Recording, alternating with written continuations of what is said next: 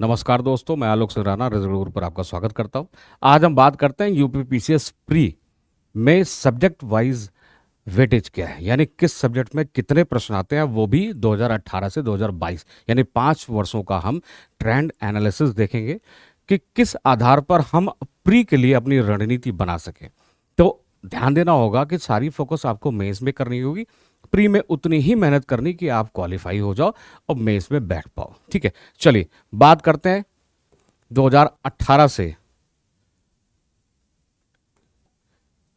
2018 से 20 तक की बात। ठीक है, तो सबसे पहले यहां पर 18, 19, 20 ये 3 वर्षों के प्रश्न यहां पर आपको दिख रहे होंगे।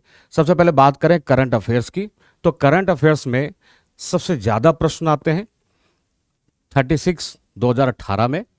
ठीक है, और लगभग यही स्थिति 2019 में 22 प्रश्न और 2020 में 39 प्रश्न। यानी करंट को अगर हम देखें तो करंट को हम लगभग 5 पार्टों में बांट सकते हैं। नेशनल, इंटरनेशनल, स्पोर्ट्स, डिफेंस, इस तरीके से 5 पार्टों में आप बांट सकते हैं। एक तो डेली का न्यूज़पेपर पढ़ो, कोई अच्छा सा न्यूज़पेपर ले लो, कोई सा भी, उसमें कम से कम 10 से 15 न्यूज़ आप वो नोट करो, उसको महीने में एक बार रिवाइज करो और 6 मंथ में और लगभग 15 महीने का आपको करंट अफेयर्स पढ़ना है। तो यहाँ पर आप देख सकते हो तो 3 वर्षों में करंट अफेयर्स का वेटेज सबसे ज़्यादा है, लगभग 35 प्रश्न एवरेज में करंट अफेयर्स से आ रहे हैं, उसको कई पार्टों में आप बांट सकते हैं। दूसरा पार्ट हम देखें हिस्ट्री का। हिस्ट्री में आर्ट एंड कल्चर पे ज्यादा फोकस करना है, उसके बाद आपको पॉलिटिकल हिस्ट्री पे आना है। और हिस्ट्री में आपको पता है 3 पार्ट है, एंशिएंट, मिडावल, मॉडर्न और नेशनल मूवमेंट खासकर आपको देखना है उसमें से। ठीक है, अब इन्वायरमेंट और इकोलॉजी ये सबसे इंपॉर्टेंट टॉपिक हो चुका है और इसको हम ज्योग्राफी के साथ पढ़ते हैं, यानी अगर ज्योग्राफी और दोनों मिला दें तो इसका वेटेज नंबर 1 पे चला जाता है, यानी करंट अफेयर्स के इक्विवेलेंट चला जाता है। यानी 2 और 3 कोर सब्जेक्ट आपको पता चल गए, हिस्ट्री, करंट अफेयर्स और इकोलॉजी, और उसके साथ ज्योग्राफी भी। ठीक है, अगर उसके आगे हम बात करें तो यूपी स्पेसिफिक जीके, यानी उत्तर प्रदेश से रिलेटेड, उत्तर प्रदेश से संबंधित जो प्रश्न आते हैं उनकी संख्या यहां पर आप 3 सालों में देखोगे तो बहुत कम है। 2018 में 2 प्रश्न आए हैं, 2019 में 1 प्रश्न आया और 2020 में सिर्फ 1 प्रश्न आया है। यहां पर मैं आपको बताता चलूं कि लगभग यही स्थिति 2021 में भी थी, सिर्फ 1 प्रश्न आए थे। और 2022 में यहां से सीधा 8 प्रश्न आए। तो फिर भी 8 प्रश्न आने के बावजूद मैं आपको बता दूं बहुत ज्यादा इस पे आपको फोकस नहीं करना है। अगर आप अन्य स्टेट का पेपर दे रहे हो, पीसीएस का पेपर दे रहे हो, जैसे राजस्थान हुआ, मध्य प्रदेश हुआ, उत्तराखंड हुआ, हिमाचल हुआ, जो हिंदी भाषी प्रदेश है वहां पेपर दे रहे हो, तो वहां पे स्टेट जीके से संबंधित लगभग 50%, 40 से 50% क्वेश्चन आ जाते हैं। वहां पर आपको ज्यादा पढ़ना होता है, यहाँ पर आपको बहुत ज्यादा स्टेट स्पेसिफिक जीके पढ़ने की आवश्यकता नहीं है, स्किप भी कर सकते हो अगर हम कोर सब्जेक्ट की बात करें। आपने कुछ बच्चों को सुना होगा कि प्री में बहुत कम मेहनत करते हैं और हर बार उनका प्री क्वालिफाई हो जाता है, बाकी सारी मेहनत वो मेंस में करते हैं और क्वालिफाई भी हो जाते हैं, सेलेक्ट भी हो जाते हैं, एसडीएम भी हो जाते हैं।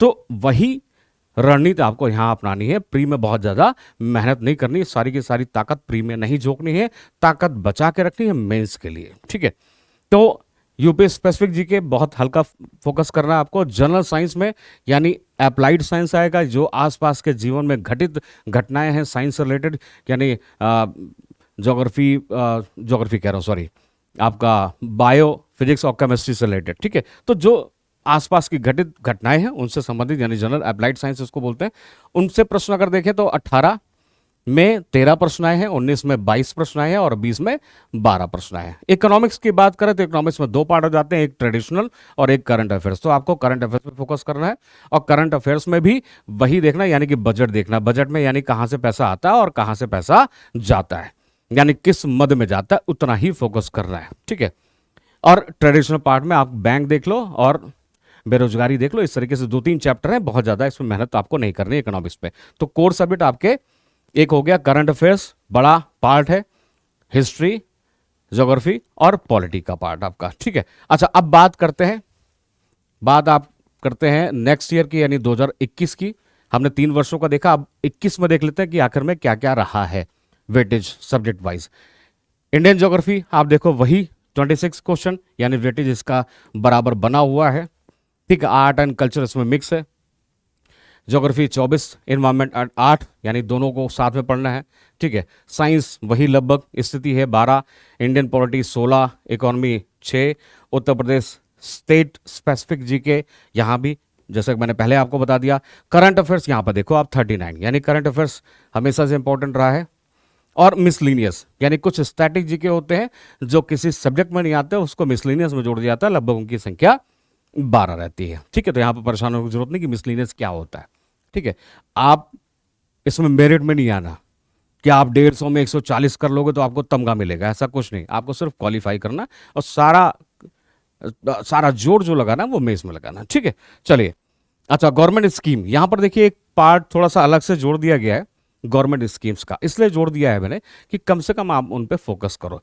तो गवर्नमेंट स्कीम्स यानी सेंट्रल और स्टेट की दोनों आपको तैयार करना है, वो आप देख के चलो। कम से कम 5 से 6 प्रश्न हर वर्ष आ रहे हैं, यानी 2021 से ये ट्रेंड जुड़ गया है।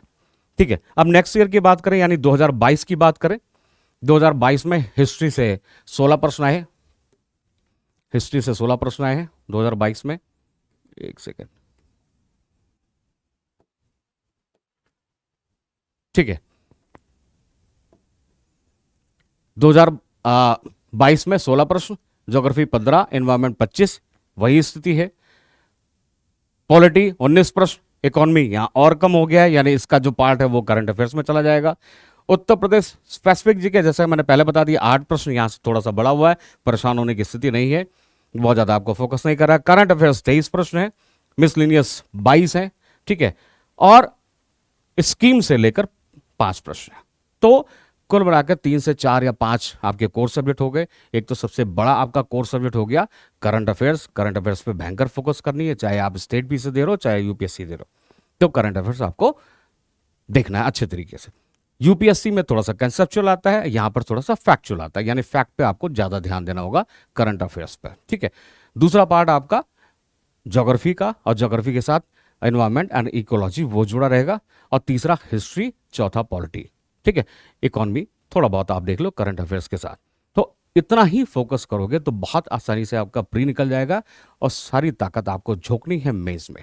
चलिए, इसी के साथ ही नेक्स्ट वीडियो में और अच्छी जानकारी के साथ मैं आपके सामने आऊंगा। तो रिजल्ट गुरु में आपका स्वागत बना रहेगा। जय हिंद, जय भारत।